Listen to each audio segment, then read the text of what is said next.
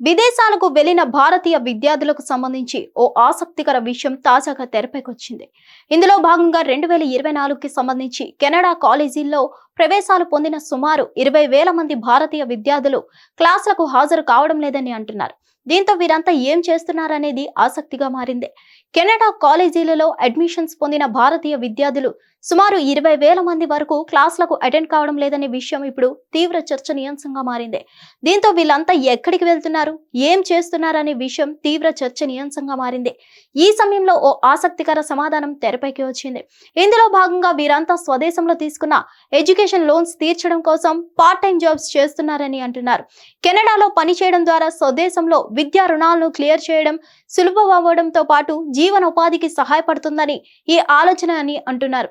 అయితే కెనడాలో గ్రాడ్యుయేషన్ తర్వాత ఉపాధి హామీ లేకపోవడం, జాబ్ మార్కెట్లో అనిశ్చితి కారణంగా చాలా మంది భారతీయ విద్యార్థులతో పాటు పలు దేశాలకు చెందిన విద్యార్థులు ఈ పార్ట్ టైం ఉద్యోగాల ద్వారా సంపాదించే ఆలోచన చేస్తున్నారని అంటున్నారు.